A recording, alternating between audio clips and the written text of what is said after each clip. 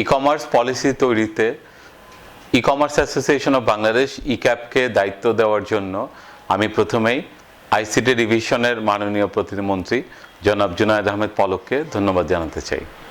তার সুযোগ্য ও বলিষ্ঠ নেতৃত্বে আমরা কাজ করছি এবং ইক্যাব থেকে গত 9 মাস ধরে আমরা এ নিয়ে প্রতিদিন চেষ্টা করে যাচ্ছি। এখন র্যাডিসন হোটেলে যে অনুষ্ঠানটি হতে যাচ্ছে দিনব্যাপী, তাতে সরকারি বেসরকারি পর্যায়ে এবং আমরা অ্যাসোসিয়েশন থেকে এবং আমাদের বিভিন্ন মেম্বার সবাই মিলে আমরা বিভিন্ন স্টেক হোল্ডার একত্রিত হচ্ছি এবং আশা করা যায় এই একদিনের যে অনুষ্ঠান তার থেকে ভালো কিছু উঠে আসবে।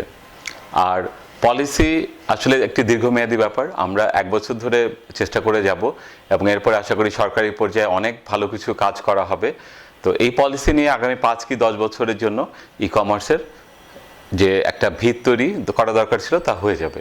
আর একই সঙ্গে আমি আশা করব যে আমাদের 2017 থেকে 21 এই যে 5 বছর, সেই 5 বছরকে আমরা কাজে লাগানোর জন্য পরবর্তীতে একটি মাস্টার প্ল্যানও করব ইক্যাব থেকে, এবং আমরা যদি সরকারের সঙ্গে নিয়ে এই কাজগুলো করতে পারি তাহলে বাংলাদেশে 2021 সালে যে ডিজিটাল বাংলাদেশ তার সবচেয়ে গুরুত্বপূর্ণ অংশ হবে ই কমার্স। সবাইকে ধন্যবাদ এবং আমরা এই অনুষ্ঠানের মাধ্যমে সবার সহযোগিতা কামনা করছি।